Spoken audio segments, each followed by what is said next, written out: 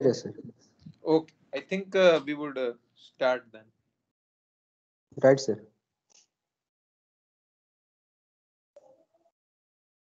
Okay, as I so one second, let me this one of this.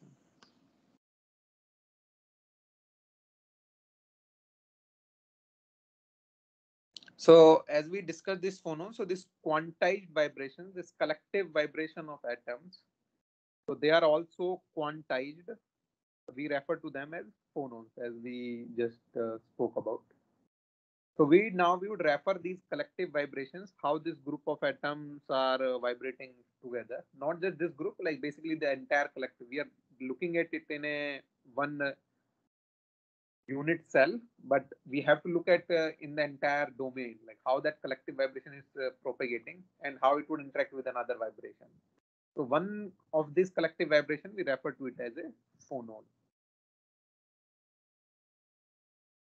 Okay, so before moving to the next part, before coming to the space and group velocity, like actually this is how we define how the heat, how fast the heat would travel. So we want to go to some of the small derivations so that we could better understand and better appreciate what these phonons are. So before going into this, so let's derive some equations, very simple ones. Like we would build very simple models and see can we define these phonons like in a simple system. So let's consider a monoatomic chain. So let's take so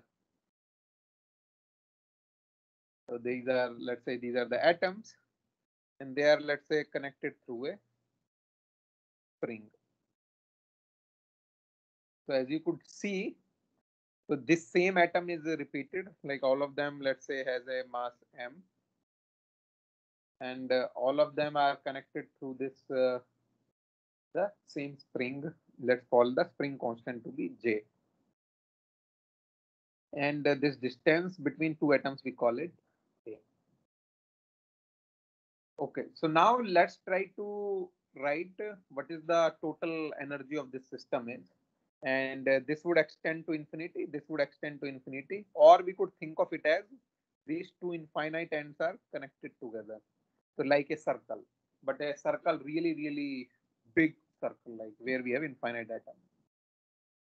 Okay, so the system has energy because these atoms, when they were at infinite, they had like some part, and when we bring them together, there is certain amount of energy which requires them to bring it at a distance a. So let's call that energy phi to bring it at a separation a. So now there are n such combinations. So n phi a is the energy, like when between the two neighbors when they are at a distance a. Okay. So now besides this energy, now let's say these atoms are going to move. So let's call this atom as a, like it's going to move un. This atom is going to move un plus 1. This atom is going to move un plus 2. This atom is un minus 1, un minus 2, and so on. So now these atoms are going to move by this small displacement u. So what would be the total energy of the system now? So E would be, of course, this N of phi, which is like the energy just required to bring the system at their place. And now they're going to move. So typically we have seen, like, let's say these two atoms are moving. So let's say, let's take a simple example. If this is a spring mass system, this is unstretched length. If mass moves by distance x, this is a spring constant j. So the energy is half j x square. But we don't have to only stop at this x square. We could take, if the spring is non-linear, it could be proportional to some x cube term also, some x power 4 terms also, and so on. And here we have to take relative displacement because here the one end is at rest. Here the both ends are moving, un plus 1 and un. So if we take the energy of this atom and we have to consider all the possible values. So So let's write it down. What would be that expression? So S greater than equal to 1 by S factorial del S phi divided by del U power S, and then sum over all the atoms. So let me show you like what we have done here. Like this expression might not seem familiar at first, but this is exactly the same we were trying to write here, f half of j x square. So let's take first second order term. Let's say s is equal to 2 first. If we take s equal to 2, it would be 1 over 2 factorial del 2 phi by del u2, and then we have this sum over all the atoms un minus r2. So what is telling us, like this is a second derivative with respect to the energy, so which is essentially a spring constant. We are more used to our terms. So this would become j. 2 factorial is just 1 over 2. And then un minus un is equivalent to this x part. And then we have to sum over all the atomic displacement because we have assumed all the spring constants are same. So for the second order term, if we only take s equal to 2 term, this equation is exactly same as the equation we are more familiar with. But we have to consider all possible such terms. We cannot stop at second order. Like we cannot just take a quadratic value of energy. We have to take all the higher terms also. So that's why we have defined it in a form 1 over s factorial derivative with respect to the displacement and the un minus power s, so that it depends on all such energy terms. So this is the total energy terms we have taken. So this is the total energy in the system. One energy is related to bring the atoms together to a particular position, and another is like related to when they start to displace, like how much energy would be stored. Okay. So this another thing I want to mention at this point is s equal to 1 term. If we take s equal to 1 term here, so it would be 1 over 1 factorial d phi by du and n un minus 1 e power 1. So if we are in equilibrium condition, so the energy would then have a minima with respect to the displacement. So the curve would be phi would be something like this. If we are looking at phi with respect to some u, del phi by du would be like it would be at this position. So the first derivative would always be 0. So we could always ignore first order term. So we don't have to worry about the first order term at all. Okay, so let's move forward now.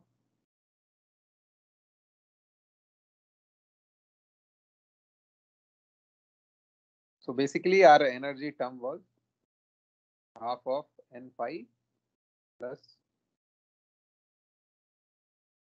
s greater than equal to 1 over s factorial ds phi by d power s and un minus un plus 1 power s. So now we would only consider the harmonic part. So what do we mean by harmonic part? So as we already said, s equal to 1 term is anyway 0 because of the equilibrium. So because of the equilibrium, this s equal to 1 term del phi by del u would become 0. So the entire term would drop to 0. So the next higher order term is s equal to 2, which we have already looked at. So that term is becomes half of j, because we said j is equal to d2 phi by du2. It's equivalent to spring constant sum over all the atomic displacements. So if we include only second order term, like we do not include any higher order term. So basically we are not including s equal to 3 term or 4 term. We call this a harmonic approximation.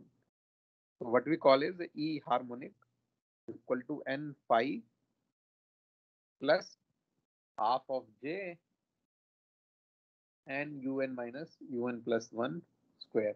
And this term is a constant. We could also drop that, like it won't matter much when we start taking the derivatives. And the reason why we are able to do such a thing, like why we are able to drop all the higher order terms are. So at low temperatures, like typically let's say 300 Kelvin or so, even less temperature, the atoms do not displace too much. So let's say this is our potential. So if they are moving only in this small part, it could be still approximated as a quadratic potential. So we don't need higher order terms. But when atoms start to go really, really far, then we need a higher order terms to put their contribution. So let's say this atom is moving here. If it's very close to its minima position, like we only need this harmonic term. If it's moving too far, then we need an harmonic term. Like an harmonic terms is anything bigger than S greater than 3. So basically, this harmonic energy are all also familiar with. So it's easier to solve. We have more intuition, and this gives us a reasonable result. So within this course, actually, in the beginning, we would stick with this harmonic approximation, and then we would introduce this small and harmonic part where we include S greater than 2 term. Like basically, we would include S equal to 3 term also to solve for. So now we would take this harmonic equation, and then we would proceed.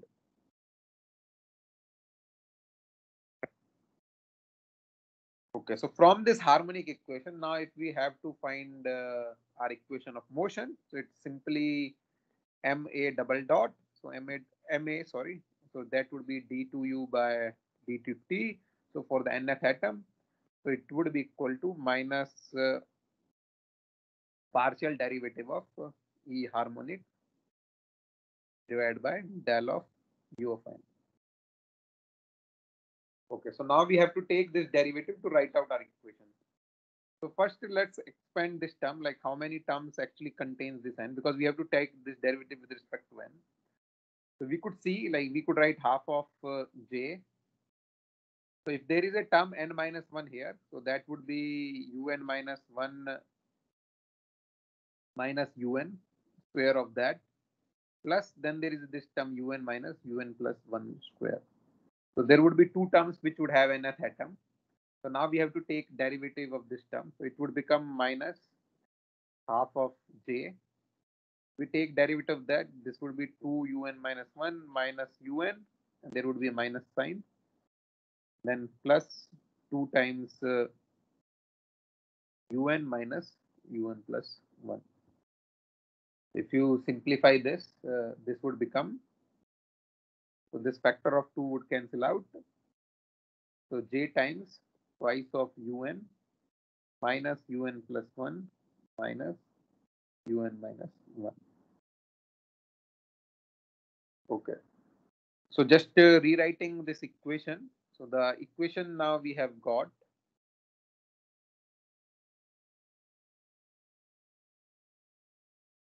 is minus j twice of un minus un plus 1 minus un minus 1. Okay, so now we have to solve for this atomic displacement. We have to solve this equation. So this equation, we could assume the solution of the type of a plane wave. So which is essentially plane wave is a combination of this, basically this sine and cosine waves. So we take this un of t. Basically, we are now assuming like how un would change. So there would be many such combinations, uk tilde, and we are taking this exponential of I of kx minus omega kt. So this is the equation of a plane wave. So basically what we are saying, if we look at this part, like any solution could be expressed in the form of like these waves. Like if we take, let's say, real part, which would have, one would have this wavelength, another would have some other wavelength. So basically all value of these k are denoting different wavelengths. So basically when we take all the possible values of k, we could express in terms of any solution. So we are assuming our solution to be of the form of unt, which is a combination of all such plane waves, and all of such plane waves would add it in different magnitude. So maybe this wavelength we have to multiply by a factor of 2. The another one which have this wavelength, if we have to multiply maybe factor of 4. So another one by some other factor. So each one of them would have some prefactor uk bar, and we have to multiply by their wavelength and their frequency. So basically we have taken the solution of the form of a plane wave.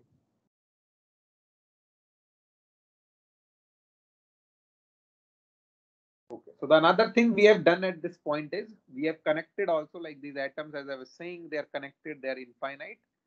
Just for simplification, it would make our calculation simple. We have connected the two ends. So basically we have made it a circle, but this circle has very long radius, like really long radius. Okay, so now we have assumed the solution of this form. So let's solve this equation then. So we have to solve del T2 equal to minus J to un minus 1 minus un plus 1, and we have to substitute now un equal to summation uk tilde exponential I kx minus omega k. So if we substitute in this equation, so we have to take double derivative. So d2 unt by d2t, it would become so basically this minus I omega would come twice. So minus I omega would come out twice. The rest of the term would remain same.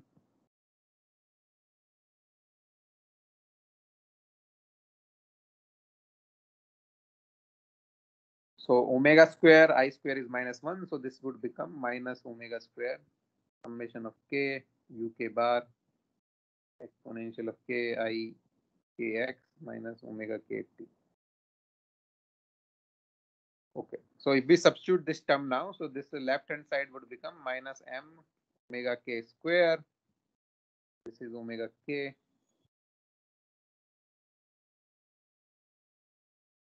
M omega square uk bar exponential of I. This is a nth atom.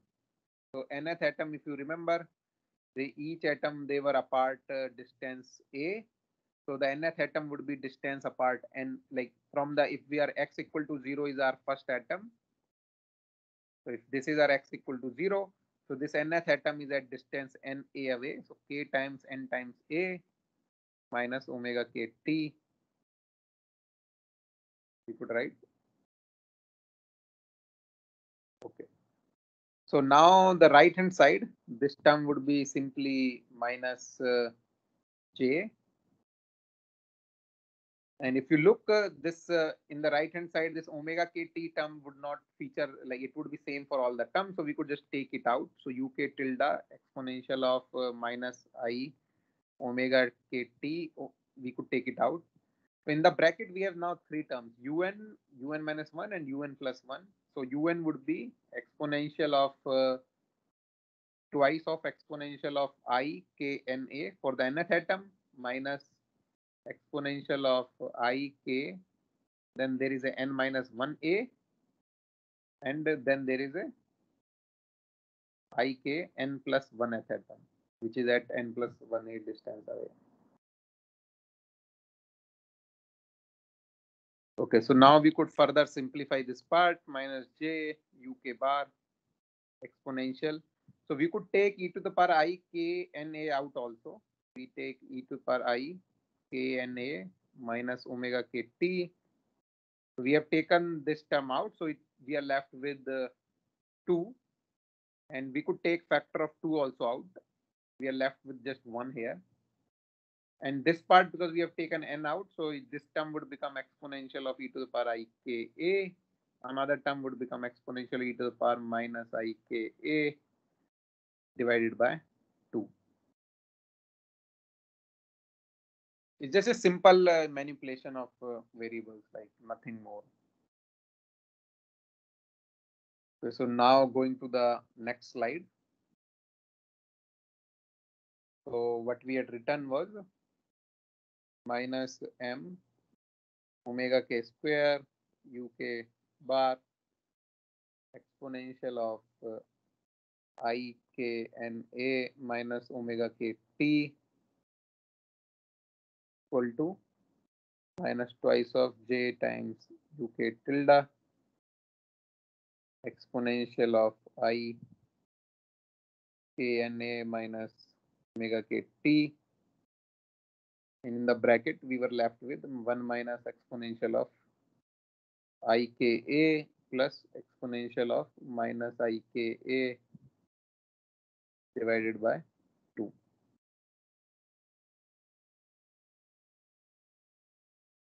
Okay, so we all know this term, we could write it as just cosine of Ka. So this term is twice of sine Ka. So we could write minus 2 times j 2k tilde exponential I KNA minus omega k t 1 minus cosine of Ka. Okay, so this exponential part we could cancel out from both sides. This UK we could cancel out from both sides. So we are essentially left with, so the minus sign also we could cancel out. So we are left with m omega k square equal to 2j 1 minus cos of Ka, and we could simplify it to write omega say k square equal to 4j over m sine square Ka by 2. So basically 1 minus cos theta equal to 2 sine square theta by 2. So we have used this identity. So this is a trigonometric identity which you might be familiar with. So then we could write omega A as a combination of just omega A would be 4 square root of this and then mode of sine of Ka by 2. So what we have got is omega K, basically the plane wave we had assumed. So if you remember, the plane wave we had assumed was exponential of IKA kx minus omega kt. We have found a relation between omega and k.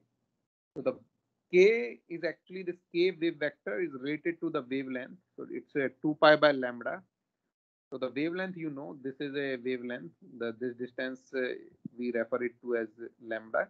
So the k is just 2 pi by lambda, and then we have this frequency omega, like which you are familiar with. So we have, what we have done is we have found this relation between omega and this k, this wavelength. And this is very, very critical. This is a really critical step in our understanding, because that's how we are going to finally define the speed, how fast these heat carriers could travel and how fast they could carry actually the heat part. So what we would do now is we would just plot this equation now, this omega k. So let's do that. So we have found omega k equal to 4j over m 1 over half sine of Ka by 2. So if we plot between, let's say we vary k from minus pi by a to, let's say, 2 pi by a. So there are a few things I want to mention here. So we are plotting these things. So let's say this is 0, k equal to 0. This is minus pi by a. This is pi by a. This is 2 pi by a. As you could see, if we put k equal to 0, the omega k is 0. And then it changes as a sign up to pi by a. So up to pi by a, it would go like this. Up to minus pi by a also, it would go like this. And at 2 pi by a, again it's 0. So it would again repeat. So what we are seeing is this information which is contained in this part, like basically in this box. This information is going to be repeated again and again.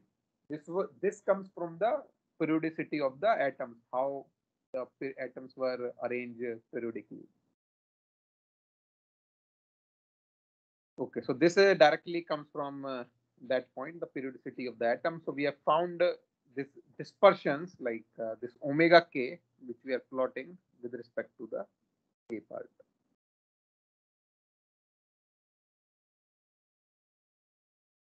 Okay, so now we could look at also, like we would use this information now. This is really, really critical information. So this omega k, like omega frequency versus k curve, we call it dispersion curves. So anytime this omega varies with the k, we call it a dispersion curve. This curve we would refer to it as a phonon dispersion curve. Phonon dispersion curve. Okay, so we could look at how atoms are actually moving. So we could do, let's say, un plus 1 divided by un, like compared to the n plus 1th atom, how the nth atom is moving. So we could find uk tilde exponential of I n plus 1 times Ka divided by uk tilde exponential of I n times Ka. So this uk would cancel out, I n k would cancel out. So we are left with the exponential of I of K of A.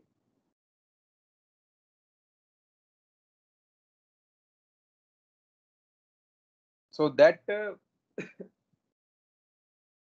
if we so compared to the atoms, like the two atoms are moving with respect to this. So let's say we take k equal to 0.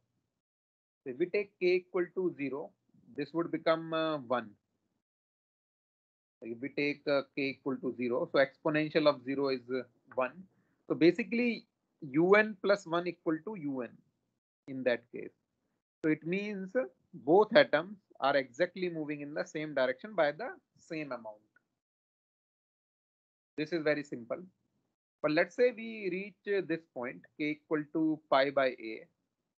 So if we put k equal to pi by a here, so it would become exponential of I pi by a times a. So exponential of I pi is minus 1. So in this case, un plus 1 equal to minus un. So in this case, the atoms are moving again in the atoms are moving in the equal amount, but they're moving in the opposite directions.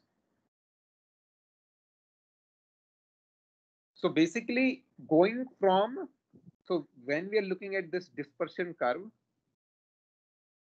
like at one point, like at k equal to 0, both atoms are moving in the same direction. But as we are going along this dispersion curve, taking different points, and when we reach this point, pi by a, we find atoms are now moving exactly opposite to each other. So their vibrations, how they're vibrating is changing. So this dispersion curves also tells us another very important thing, like which we should actually pay considerable attention to, is all of these other values, like basically all of these values, they are not allowed. Atoms cannot vibrate with that frequency. So what it means is, so let's look at the next slide. So now we would plot only from, let's say, minus pi by a to pi by a. We are plotting omega versus k, and we got something like this for a monoatomic chain. So what we are saying, so this k, as I said, k is equal to 2 pi by lambda. So if k is 0, it means lambda is infinite. So for infinite wavelength, atoms are moving together and they have like this zero energy.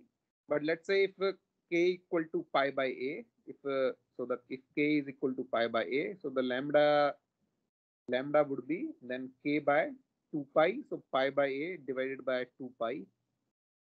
So the 1 over sorry, I think we, so k equal to pi by a, so the lambda equal to, so the k equal to pi by a equal to 2 pi by lambda, pi cancel out, so the lambda equal to 2a.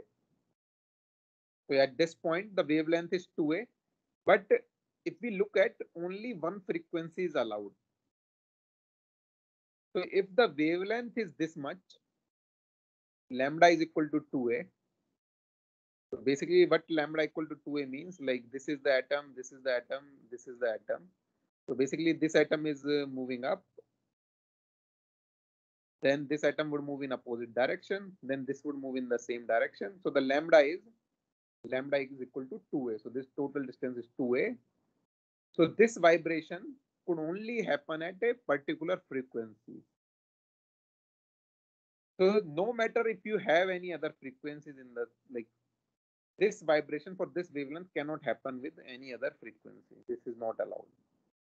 So this vibration could only happen with particular frequency. Same thing when we pick another wavelength or another k value, those vibrations could only happen with a given value of omega. So this dispersion curves tell us this omega and k are not independent, and only these atoms, if they want to move in this way, they could only move with a one particular frequency.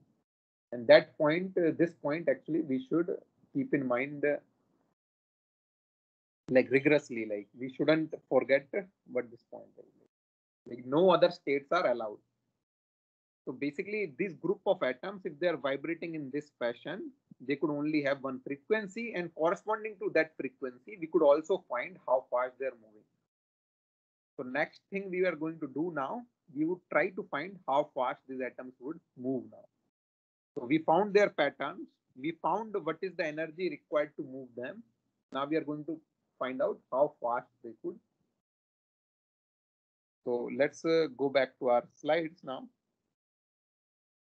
So to understand that, let's say we go to the wave equation. So wave equation we are familiar with, d2u by dt2, d2u by dx square times this c square. And this c here is omega by k. So what we are doing is, if we'll go back to our previous slide, which we're looking at. So k equal to 0, pi by a minus pi by a. Atoms were vibrating like that. So the basically the c is, it's saying, like if we take omega, like if we take this omega, this k, so the slope here gives you the c. Directly omega by k, or if here it is this value of omega, this is the k, omega by k. So this defines you the phase velocity, omega by k.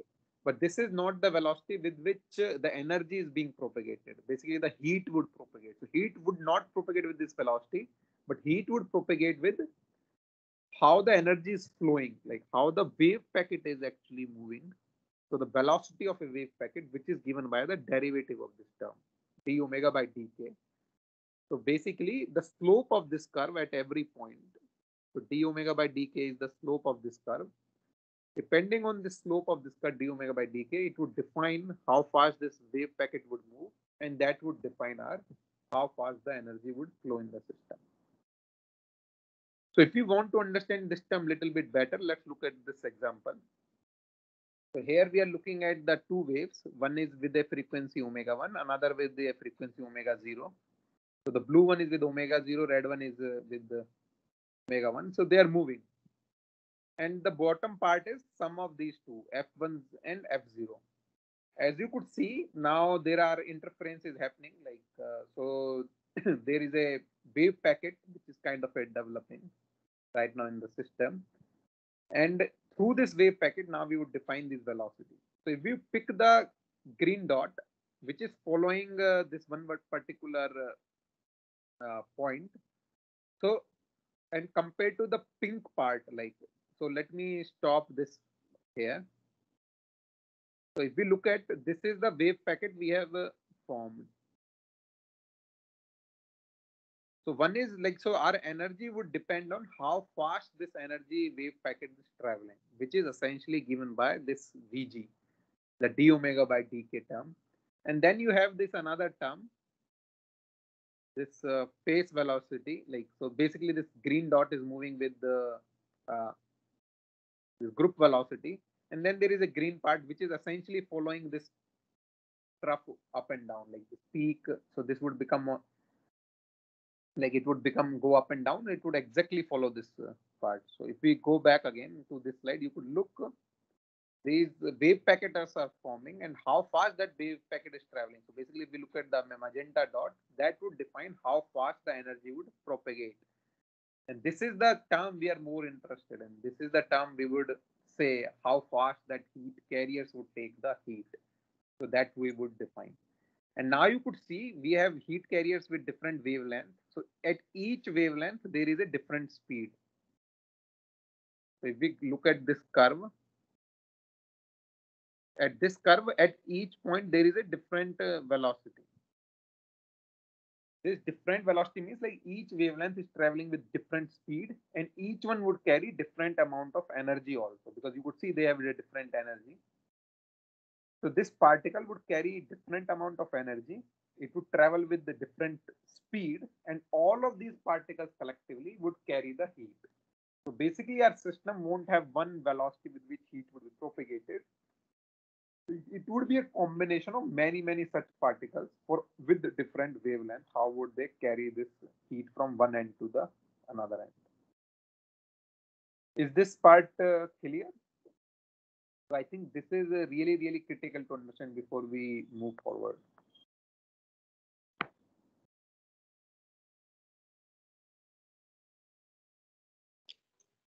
Yes, sir. Yes, sir. It is. Okay. So it is clear, because this is how we are going to define the velocity, like how the heat is going to be carried. And we would keep using this information again and again now. So once we have defined how fast the heat could travel realistically, in the monoatomic system, we have seen these dispersion.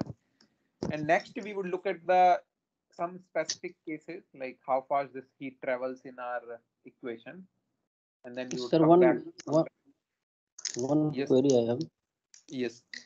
Sir, you talk about electrons and atoms. Right. So in all these equations, which one is the dominating part? We are talking about atoms pattern or electron patterns.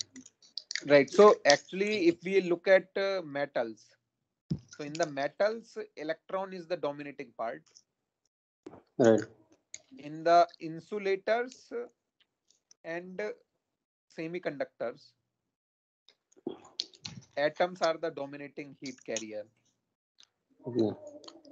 So we are more interested in this course in this insulator and semiconductor part. We are not worried about metals. So in the metals, like copper, like you have these copper wires, like which are carrying the current also. Like there, the Okay. electrons are major heat carriers.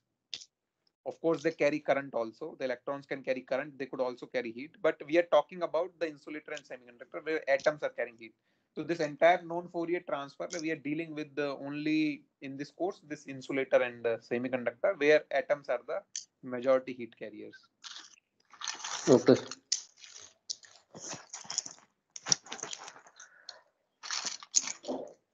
Okay, I think let's move forward then, if you understand this part.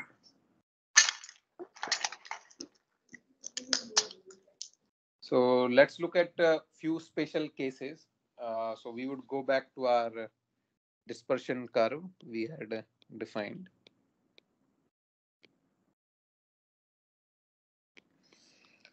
So we had shown omega k equal to 4j over m half sine of ka by 2. So we could take a derivative of this d omega k by dk. This would become j a square over m. This is a small m cosine of ka by 2. We have just taken the derivative, nothing fancy. So this 1 by 2 factor would come out from here.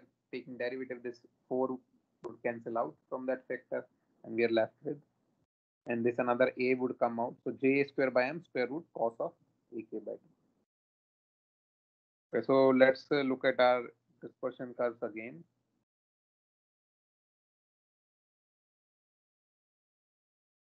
So we are looking at this omega versus k. So now in this equation, let's put k tends to 0.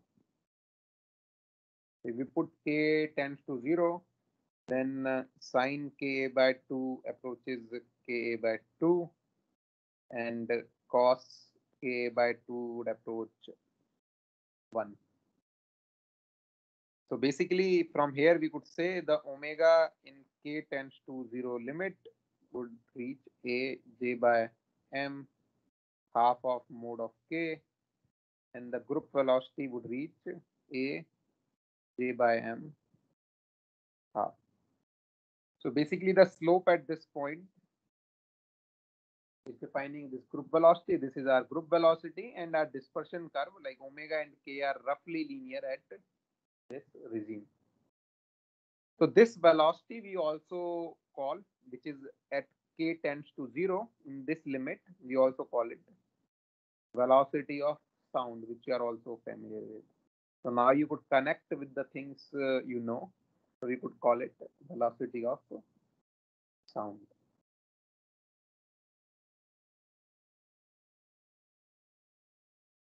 And we could also see, like once we have reached this k equal to pi by a, so if we substitute pi by a here, so it would become cos pi by 2. So the velocity is actually become 0. So the particle which are of this wavelength, like they cannot carry any heat because their group velocity is 0. So they're like how they cannot carry the heat. So their group velocity is 0. They would stay there. Okay.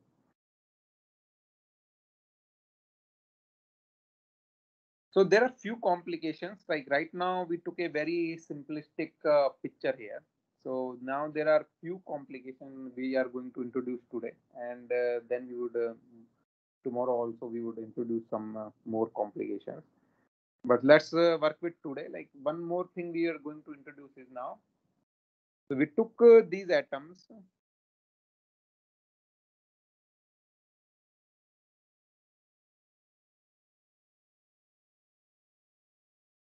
So we said these atoms are connected through this spring.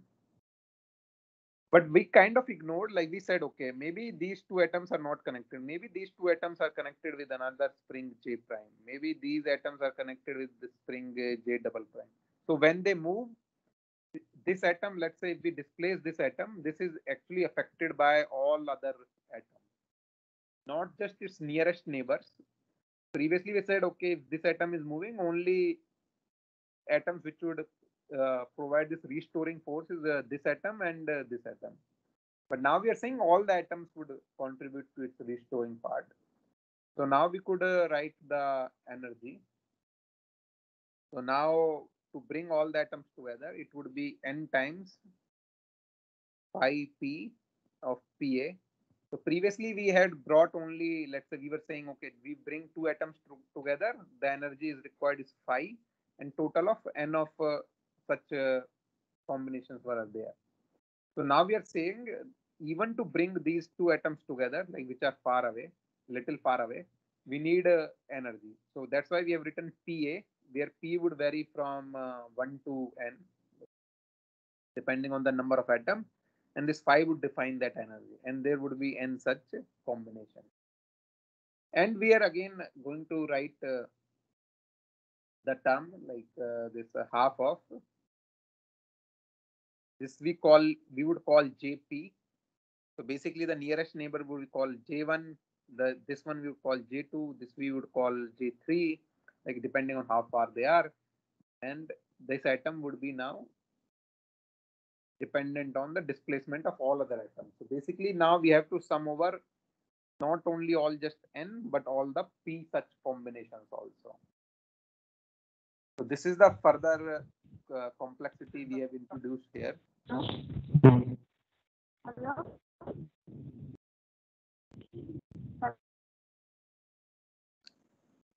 Abhijit, if you could mute yourself, I think that would be helpful.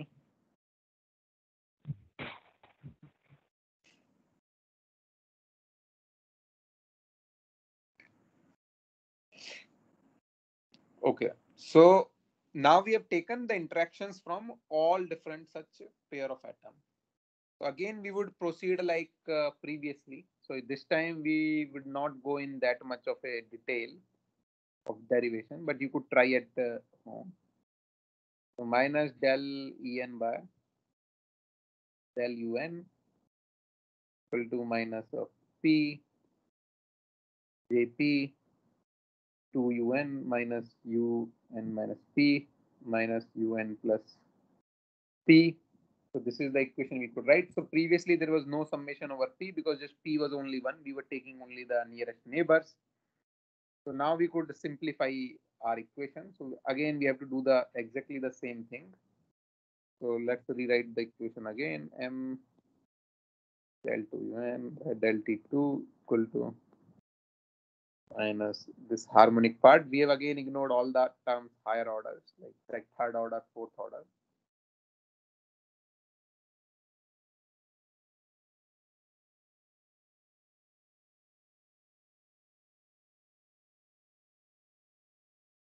So we would substitute again un equal to uk bar exponential of I of kx minus omega kt. So we would substitute this part. Again, in the left hand side, we would get omega k square uk bar exponential of I k n a minus omega k t, and this would be equal to the right hand part minus uk bar exponential of minus I omega k t p. This would be jp twice of exponential I k n a minus exponential of I k n minus p times a minus exponential of I k n plus p times a, because we are taking here the n minus pth atom and n plus pth atom. Again, we would simplify exactly the same way. M omega k square equal to summation over now all p jp twice of exponential I k n a minus exponential I k n minus p times a minus exponential I k n plus p times a. So it would become then m omega k square equal to summation over all p jp 2 minus exponential of I k pa minus exponential of minus I k pa. We could write it just simply summation over p 1 minus cos of k pa. So which we could further simplify like we did last time. So if I write it again, m omega k square equal to twice of p jp 1 minus cosine of kp a. So this omega k square becomes 4 over m summation over p jp sine square kpa by 2. So basically it's like same as like a previous result, except now we have p summation to include all the next neighbor interactions. Previously we were saying these atoms are only going to be connected like this, but now we are saying all the higher order terms are included. So if we put p equal to 1 like previous time, so we get exactly the same expression. So j sine square ka by 2. This is exactly same as what we had got previously, but after including all the neighbors, we get this summation over all the p terms. So this derivation is a little bit simpler,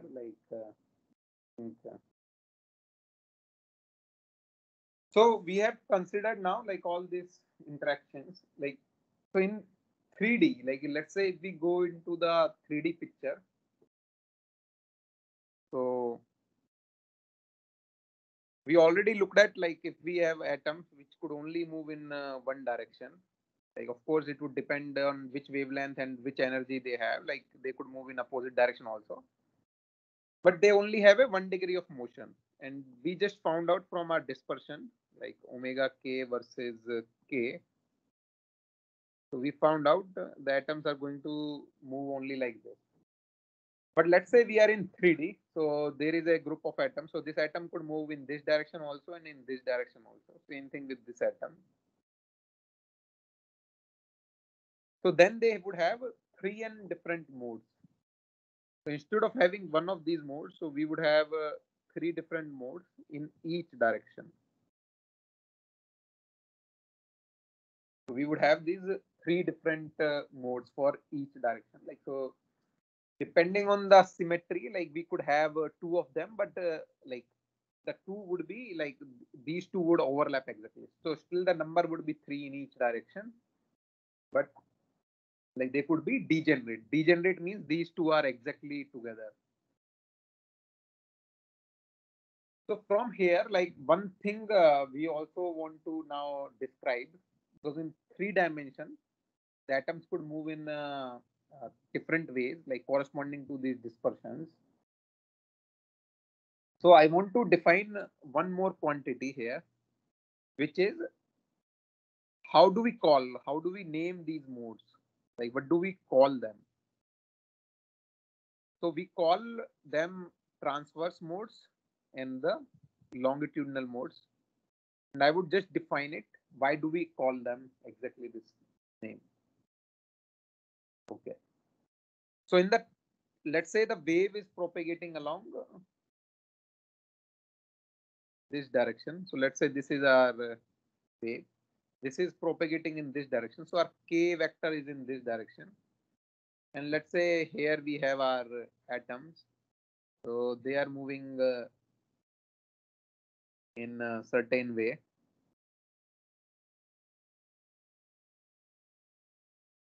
So if wave is propagating, sorry, slide, sorry about that. So let's draw it again. So the wave is moving in the same direction and we have atoms which are moving also in the same direction. So wave is moving in the same direction, atoms are moving in the same direction. We call it a longitudinal mode. Because now we have 3 directions, so we have to define how the atoms are moving with respect to other. So in the another case, let's say the wave is moving in this direction. It is still moving, k vector is in this direction. But now the atoms could move up and down. So atoms are moving perpendicular to this direction.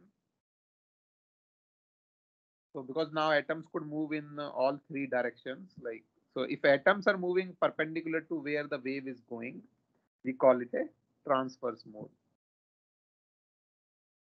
And as you could see in the system, in our dispersion relation, there could be only one longitudinal mode, but there could be 2 transfer modes because wave is going in this direction. So the atoms could move also out of plane. So there are going to be 2 transverse modes and 1 longitudinal mode. So basically the dispersion relations we were looking at. So now we have 3 of them. Basically this would be transverse mode. This would be transverse mode. And this would be longitudinal mode.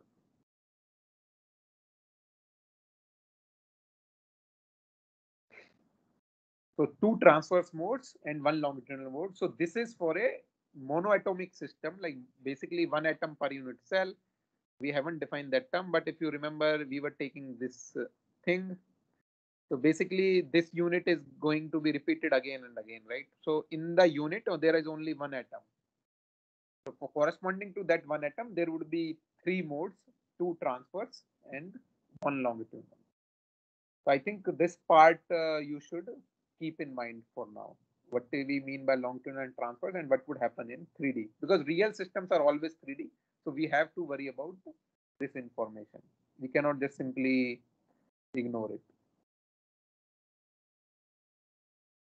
Okay. So let's say what happens if we go for more than 1 atom. So that would develop very interesting case actually. So another very simple example we are taking. So now we have 2 type of atoms. So instead of a 1 type of atom. So we have atom with capital M, small m, capital M, small m, capital M, small m. So basically the unit which is now being repeated is this. So this part is going to be repeated again and again. And let's call this spring constants between them capital G, and then this one we would call it small g. So this distance not necessarily is going to be half of that. Like let's say this total distance is A. So this could be some A prime, this could be A double prime. This does not have to be half.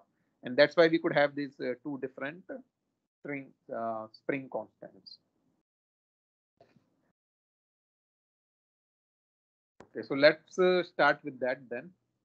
So if we have to write energy of this system, so let's define first their positions. So let's call it capital UN. Let's call it small un. Capital UN plus 1. Small un plus 1. Capital UN minus 1. Small un minus 1. So now you could see, like if we have to write harmonic energy, so it would be half of summation over all n atoms. Again, we are taking only the pairs which are nearest. So if we move this nth atom, so this atom would move. So this would be G times capital U. So this atom has moved by UN. And then relative to this small un, so this is small un square.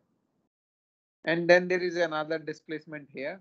This would be with respect to small spring G un minus 1 minus capital UN square. So this is our harmonic term.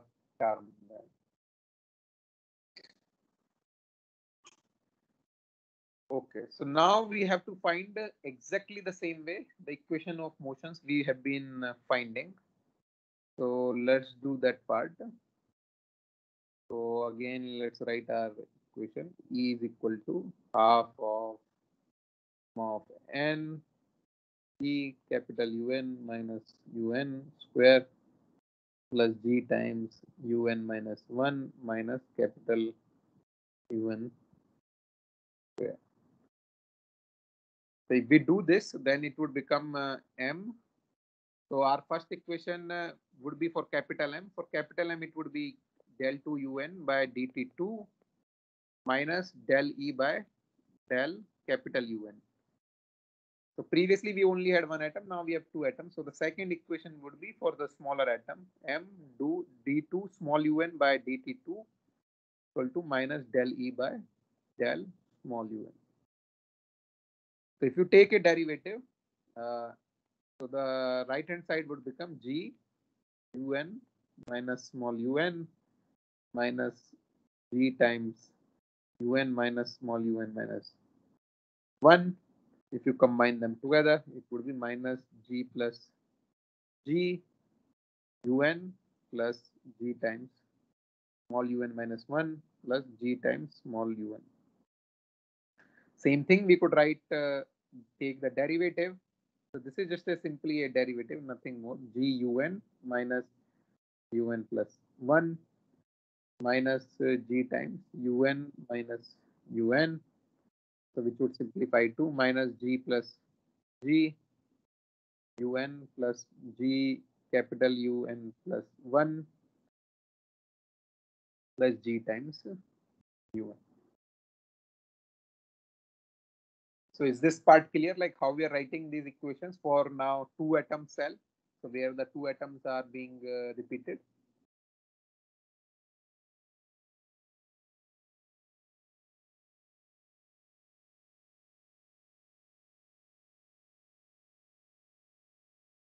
Yogesh, Hemavati, Abhijit, is it clear? Sir, it is clear, but little bit cumbersome, and it is too long. Yeah, I Yeah. think you have to practice a little bit. Like this non-Fourier heat transfer is little bit conceptually it's easy to think, but mathematically it's not so trivial. So that's why we are Yeah, going slowly. it seems to be.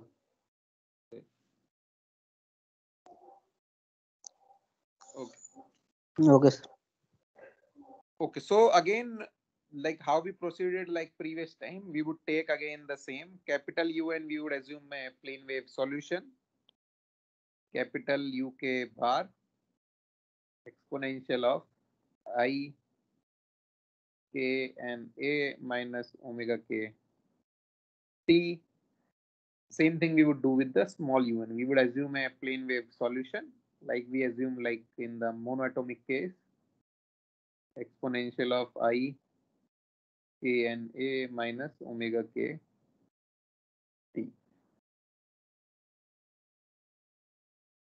Okay, so now we have to substitute this un here and in these terms. And now there is a coupling also. So this small un also would come here. So basically now the capital UN and small un are coupled together. So we would get a 2 by 2 matrix you could think of. So let's expand this equation again. So the left hand side would become now m omega k square capital UK bar equal to minus g plus g UK bar plus g plus g exponential of minus I k a small UK bar. Same thing we could write it when we substitute in the other part minus m omega k square small UK bar minus g plus g UK bar plus g plus g exponential of I k a capital UK bar. Okay, so now like we have got these two equations and now we have to solve these two equations. Previously we only had one equation because now this if we have to solve for this part, like this UK has a combination of small UK has a term of big UK. So they are cross coupled. So we could form a matrix, like we could write it like this. So 2 by 2 matrix where we have capital UK and small UK bar equal to 0. So we could arrange it in a matrix form, capital M k omega square minus G plus G, which is just this term. And if we take right hand this part, M omega k square minus G plus G. And then we would have a cross diagonal terms. Basically, the left hand side would depend on small UK, which is just capital G plus G exponential of minus I k a, which is just this term. And now this part is just the other term. So what we have essentially done is like we have just taken it this equation in a 2 by 2 form. Like basically these two equations, if you expand this matrix, you would exactly get these two equations. So that's the only thing we have done, nothing complicated here. Now the solution of this equation is fairly complicated. I would write it down for you, but I would encourage before coming for tomorrow's class, you practice a little bit. So I would write down the solution. So now we have to take a determinant equal to 0. Like if we want to solve this part, we have to take a determinant equal to 0. So for determinant equal to 0, like of a 2 by 2 matrix, let's say if it's A, B, C, D, it is AD minus BC. So that's the determinant. So we have to make this term equal to 0. So if we do it for the previous 2 by 2 matrix, so what we would get is M omega k square minus G plus G M small omega k square minus G plus G, and this would be equal to G plus G exponential of I k a and G plus G exponential of minus I k a. So basically we are writing in terms of AD equal to BC because this is 0. So this is AD, this is BC term. And if you multiply them together, So m small m omega k power 4. So basically we are after omega k versus k relationship like last time. Minus m plus m g plus g omega k square plus 4 g sine square ka by 2 equal to 0. So now you could think this is a if you assume omega k square equal to some x, so omega k power 4 would become x square. So this is like a quadratic equation you think of in omega k square. So you could solve this equation. Like basically this equation in x form would become ax square plus bx plus c times form. And you know how to take the roots of this equation. So if you get x from here, so basically the omega k square would come out to be m plus m, then g plus g divided by 2 capital M small m plus minus m plus m square g plus g square minus, so this is again in the numerator, m g sine square a by 2, and this is our big bracket square root of that divided by, sorry, so this is the only term which would be divided by 2 mm. So this is the basically solving this equation you would get this term omega k.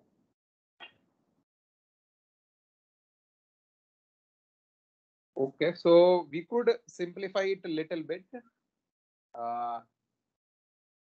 and we could write it in a form of omega k square m plus m g plus g divided by 2m small m 1 plus minus 1 minus 2m m g g k square a square divided by m plus m square g plus g square.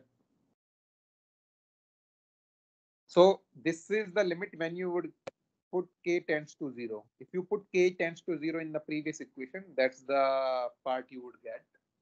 And if you simplify it further, like just rearrange these things, and if we ignore all the higher energy part, like higher order terms, so what we would get is omega k square would have two values, m plus m, g plus g by mm, and then there would be order of k square terms.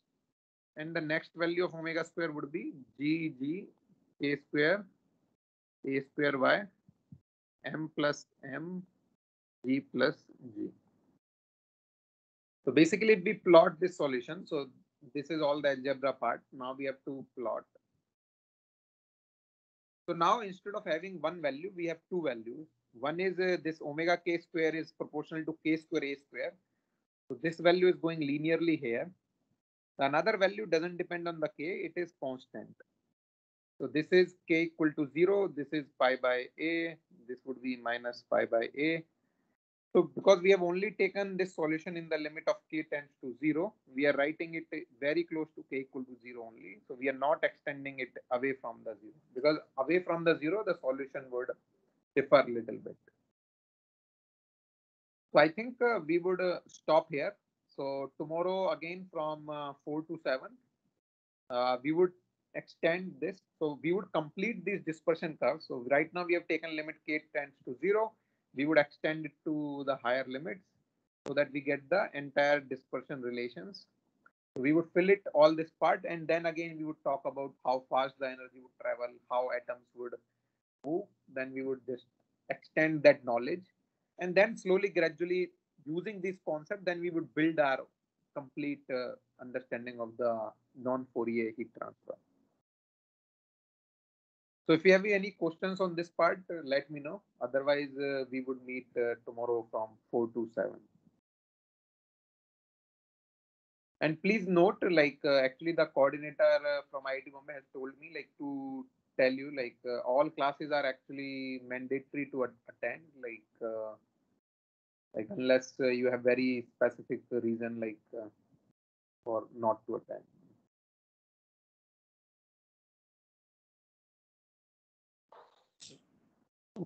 Okay, Yes, thank you, Yogesh. sir. Okay, Thank you, thank sir. you. And please let your colleagues also know to attend classes. I would post these videos and I would send you the link in case you want to revise them. I would post this video which we have recorded, and then I Okay. would let you know. Okay. So along with this, do we will get any study material? Yeah, actually, I would post today. Like, I would post the study material also. Like, I would after the class, like, I would give you the link of reading material also, and for this video also. Okay, okay, sir. That would be of great help. Okay. Thank you. Okay. Thank you very much, sir.